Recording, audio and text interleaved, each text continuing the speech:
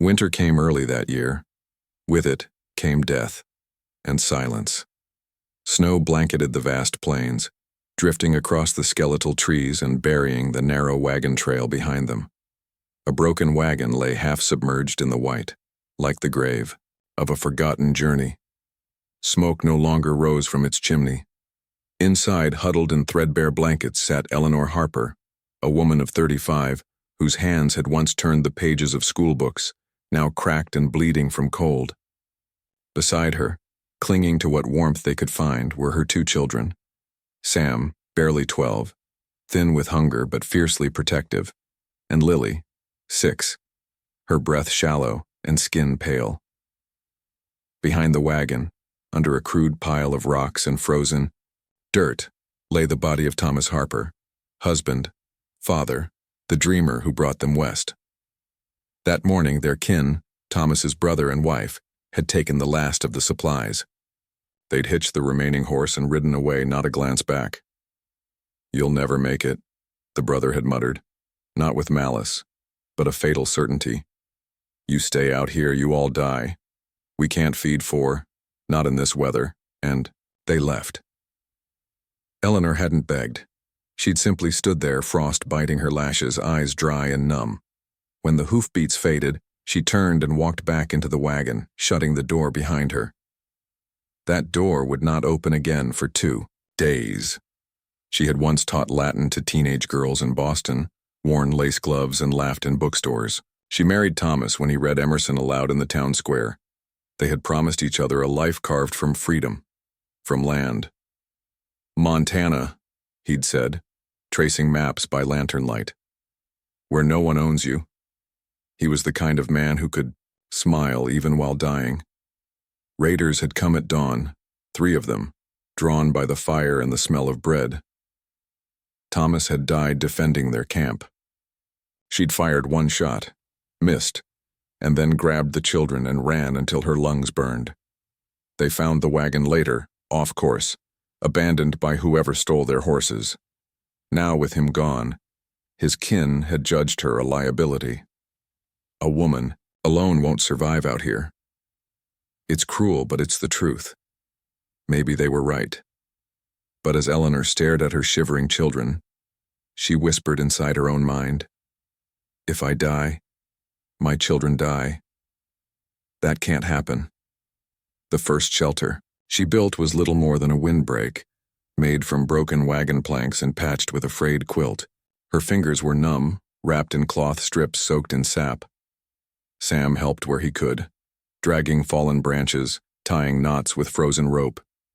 Lily coughed in her sleep, burning with fever. The snow came heavier that night.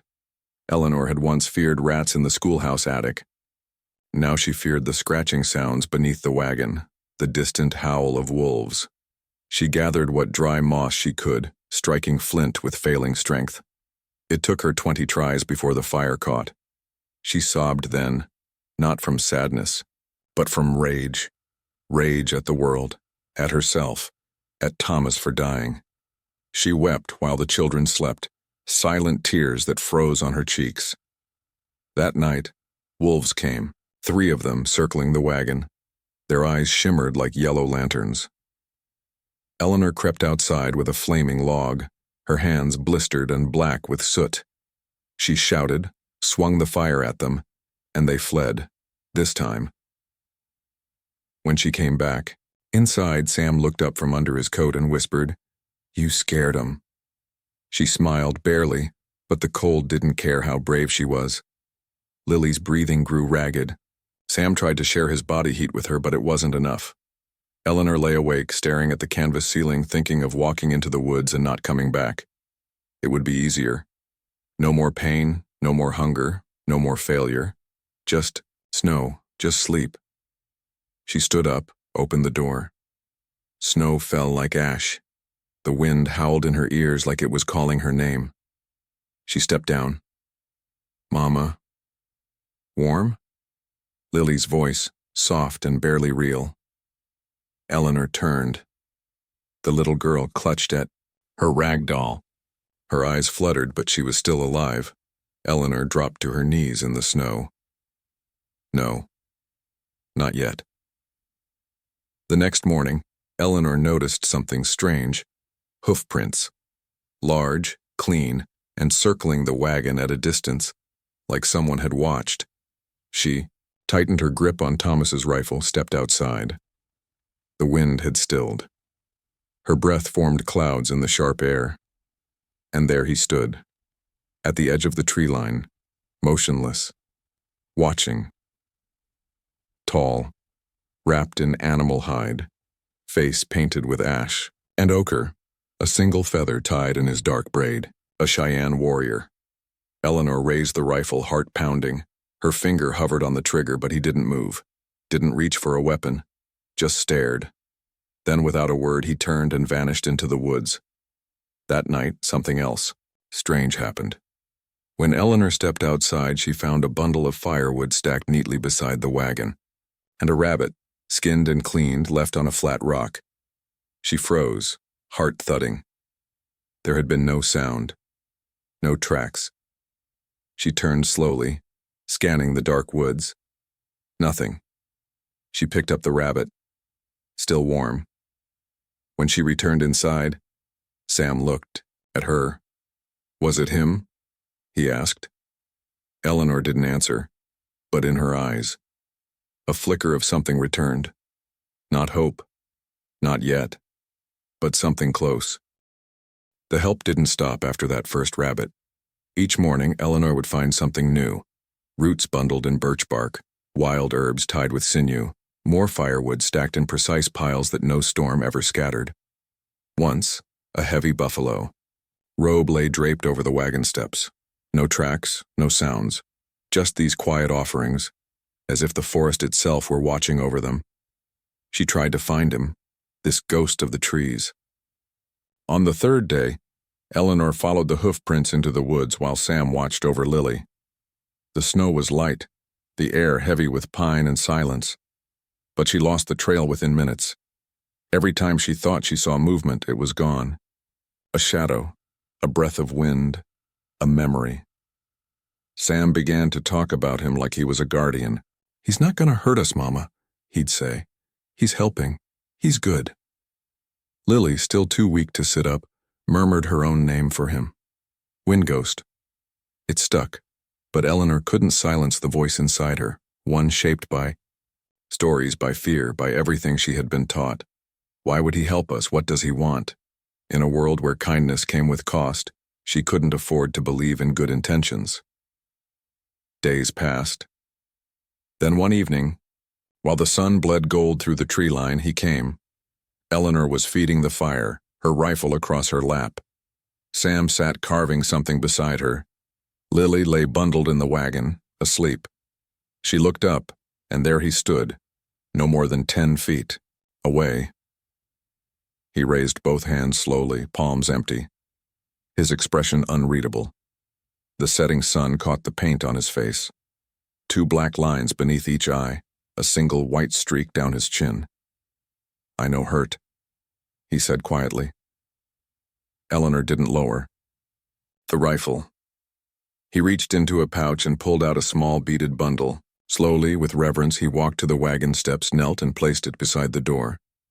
Then he stood, gave a short bow, not to Eleanor, but toward the sleeping child, and turned to go.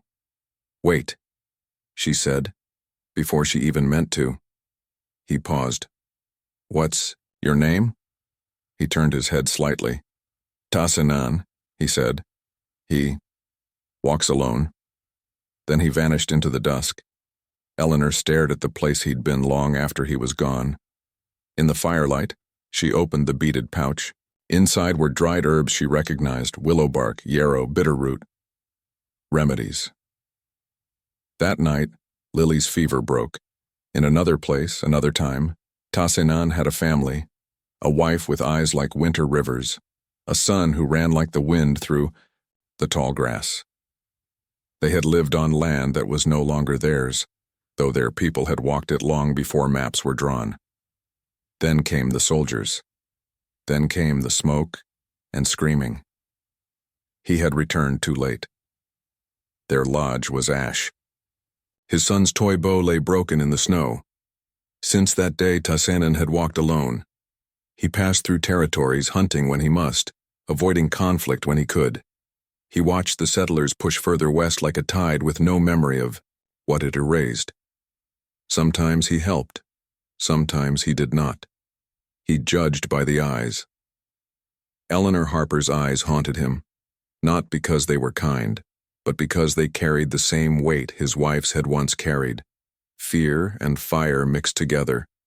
He had seen her the day of the storm, dragging branches with bleeding hands, her boy's face pinched with hunger, the little girl coughing in her sleep.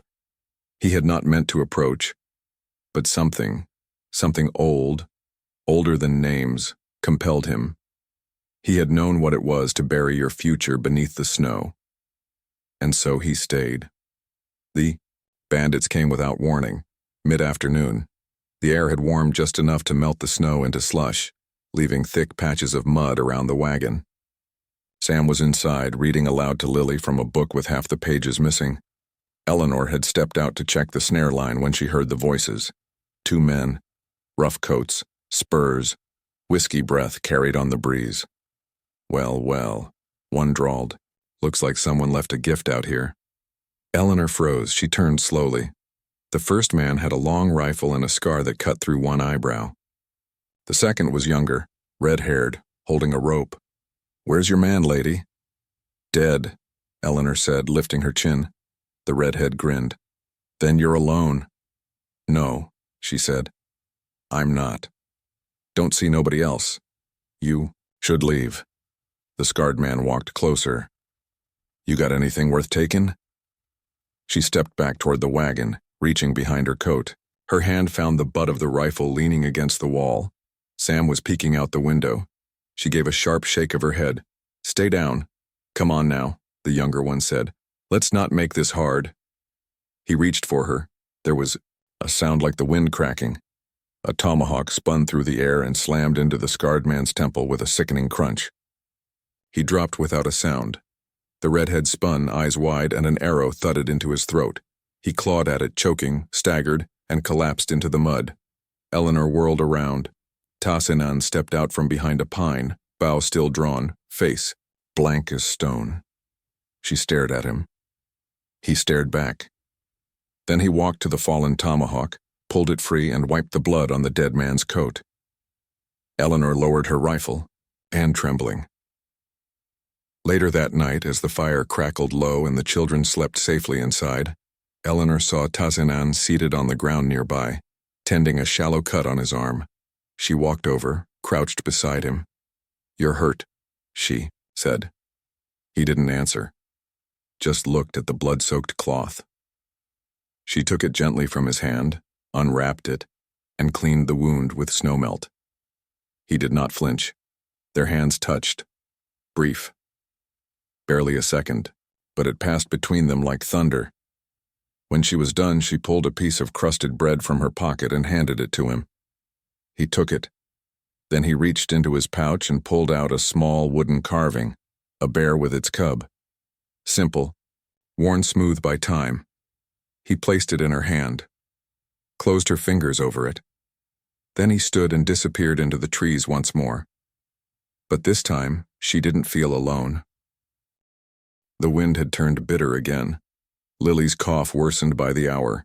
She cried out in her sleep, sweating through her thin layers, her skin hot to the touch. Eleanor pressed cloths to her forehead, whispered lullabies that cracked in her throat, but the fever only deepened.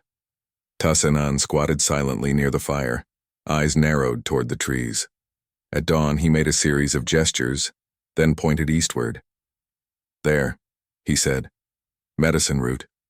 2 sun rides." Eleanor's breath. "Car's in 2 days, 2 days away from her children, from Lily. I can't leave her." He met her eyes, calm, steady. "If stay, she die." Eleanor clenched her jaw. Looked to Sam, whose eyes had already hardened beyond his years. "You'll stay," she said. "Keep her warm. Keep that rifle close." Sam nodded once. The journey began that morning, Tahsénan lifting, her onto his horse, the wind thick with storm warning. They rode into deep woods, into sleet and sleet-turned snow, Branches snapped above them like old bones. Thunder echoed low across the mountains, distant but coming closer. By the second night, Eleanor could barely feel her fingers. Tahsénan never faltered.